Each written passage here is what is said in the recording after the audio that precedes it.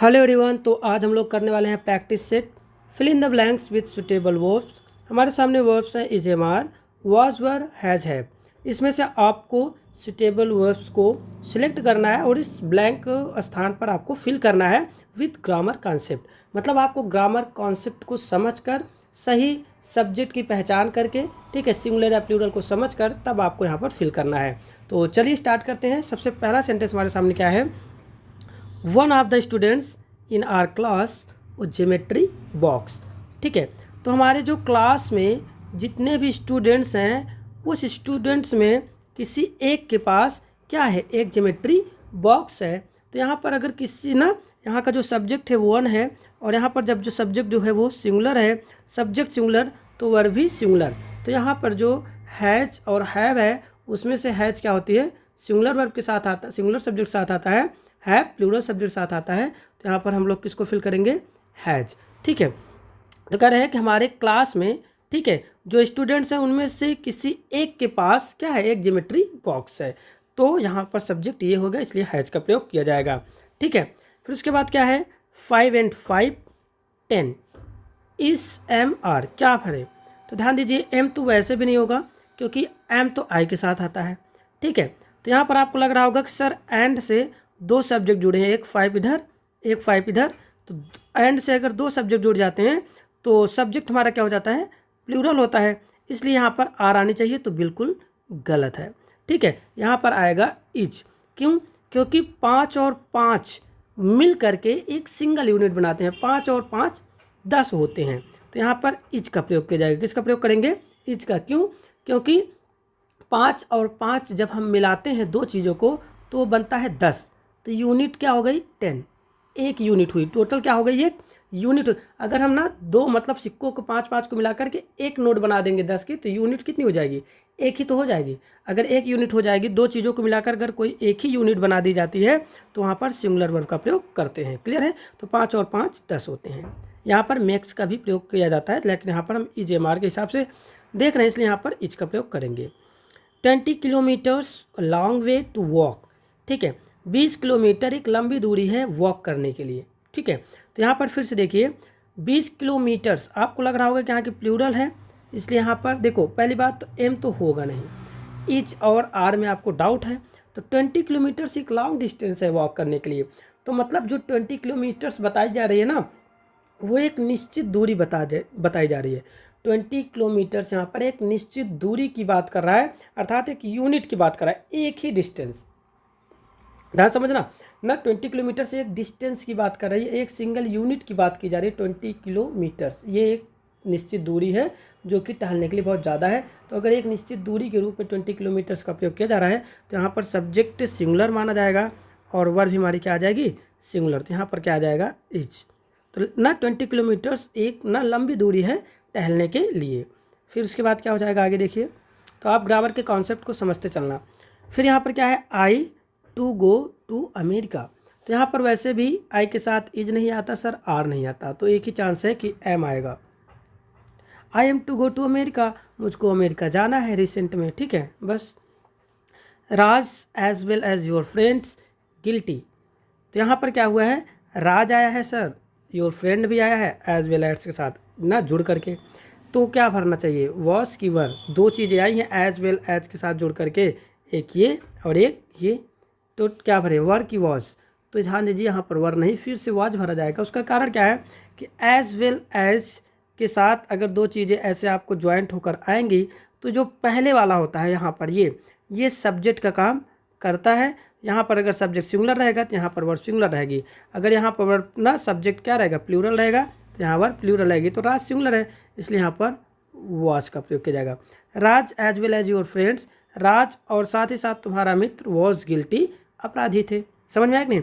तो as well as के पहले जो सब्जेक्ट होता है उसी को सब्जेक्ट माना जाता है, इसलिए यहाँ पर राज है सिंगुलर, इसलिए यहाँ पर वाज का प्रयोग किया जाएगा।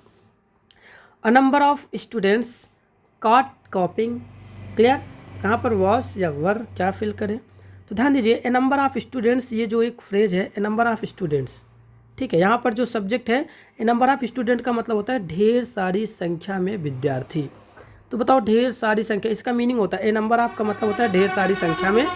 ठीक है, और द नंबर ऑफ का मतलब जो देखिए द नंबर ऑफ स्टूडेंट्स होता तो सिंगुलर माना जाता है क्योंकि एक निश्चित यूनिट की बात करता है, लेकिन ए नंबर ऑफ स्टूडेंट्स ये प्लूरल सब्जेक्ट माना जाता है, इसलिए यहाँ पर क्या भरा जाएगा, वॉज का प्रयोग हम वर्ब फिल करेंगे यहाँ पर। ठीक है, number of students were caught कॉपिंग। ठीक है, ढेर सारी संख्या में जो विद्यार्थी हैं वो पकड़े गए, कॉपिंग मतलब होता है नकल करते हुए। वर्ब के साथ मेन वर्ब की थर्ड अवस्था ये है पैसिव वॉइस है। क्या है, पैसिव वॉइस है।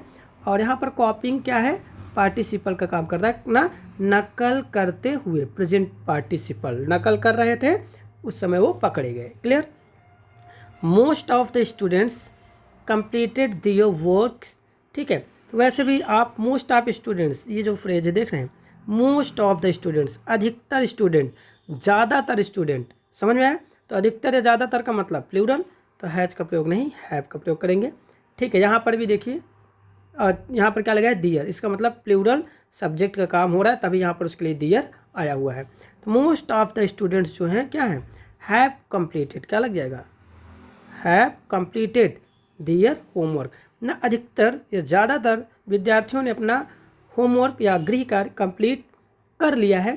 प्रेजेंट का परफेक्ट टेंस है, सिंगुलर सब्जेक्ट साथ है, प्लूरल सब्जेक्ट साथ हैव का प्रयोग किया जाता है, और उसके बाद हमेशा has, have, had main verb के साथ थर्ड अवस्था का ही प्रयोग किया जाता है। फिर उसके बाद क्या हो जाएगा, नाइदर ऑफ देम रॉन्ग। ठीक है, तो इसका मतलब होता है, आइदर का मतलब होता है दो में से कोई एक, ना दो लोग हैं उसमें से कोई एक, या इसका नाइदर का मतलब होता है दो में से कोई एक भी नहीं। ठीक है, तो उनमें से कोई एक भी नहीं, तो कोई सिंगुलर भी नहीं ना, तो सिंगुलर हो जाएगा, समझ में आया कि कोई एक भी नहीं, तो यहाँ पर सिंगुलर की बात करता है तो वर्ब कभी नहीं आएगा, तो यहाँ पर वॉज का प्रयोग हो जाएगा। ठीक है, वॉज का प्रयोग होगा, तो neither of them was wrong, मतलब उन दोनों में से कोई एक भी, यहाँ पर देम दो लोग हैं, उन दोनों में से कोई एक भी नहीं रॉन्ग मतलब गलत था। उसके बाद आगे देखते हैं, दो हमारे सामने है। ध्यान से ग्रामेटिकल कॉन्सेप्ट को आप क्लियर करते हुए चलना, याद कर लेना, बहुत इंपॉर्टेंट क्वेश्चंस हैं।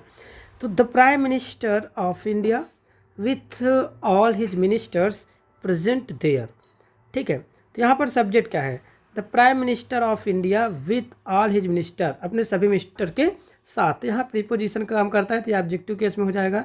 ठीक है, अर्थात ये सब्जेक्ट का काम नहीं करेगा, इसका सब्जेक्ट का काम कर रहा है द प्राइम मिनिस्टर, इंडिया के जो हैं prime minister, all his minister उसके साथ थे ना, इंडिया के प्राइम मिनिस्टर, तो यहाँ पर मेन सब्जेक्ट जो हो जाएगा द प्राइम मिनिस्टर। तो सब्जेक्ट सिंगुलर, तो वर्ब भी क्या हो जाएगी, singular. The prime minister of India was, ठीक है, with all his ministers present there, मतलब प्राइम मिनिस्टर जो इंडिया के प्राइम मिनिस्टर है अपने सभी मंत्रियों के साथ वहाँ पर उपस्थित थे। तो यहाँ पर ध्यान दीजिए, सब्जेक्ट काम ये कर रहा है। ठीक है, ये जो विथ है प्रीपोजिशन काम कर रहा है, प्रीपोजिशन के बाद ऑब्जेक्टिव केस होता आता है, कोई भी नाउन हो या प्रोनाउन हो, तो यहाँ पर सब्जेक्ट प्राइम मिनिस्टर होगा। आइदर ही और आई अ थीप, तो आप समझिए यहाँ पर जो और होता है ना, इसी के बाद जो आता है सब्जेक्ट, उसी को हम यहाँ पर सब्जेक्ट मानते हैं, इससे कोई मतलब नहीं। यहाँ पर इसके बाद जो भी सब्जेक्ट आएगा उसी के अनुसार यहाँ पर वर्ब को लगना है। तो आई के साथ क्या होता है, आई एम लगाया जाता है, और ध्यान दीजिए और के बाद जो यहाँ पर सब्जेक्ट आता है उसी के अनुसार यहाँ पर वर्ब लगना होती है ना, लगना रहता है। तो आइदर ही और आई ना, या तो वह अथवा मैं, एम अ थीप, या तो मैं या तो वह क्या है, एक चोर है। तो यहाँ पर ध्यान दीजिए, आई के साथ क्या आएगा, एम आएगा, इसलिए यहाँ पर एम का प्रयोग होगा, ना तो इच का ना तो आर का। तो शायद आपको ग्रामेटिकल कॉन्सेप्ट समझ में आया होगा, सारी चीज़ें क्लियर हुई होंगी। ठीक है, वीडियो आपको वैल्यूएबल लगा हो तो ज़्यादा से ज़्यादा लाइक करिएगा, लोगों के पास शेयर करिएगा। ऐसे ही नेक्स्ट वीडियो के लिए आप हमको सब्सक्राइब कर सकते हैं। मिलते हैं नेक्स्ट वीडियो में, तब तक के लिए थैंक यू।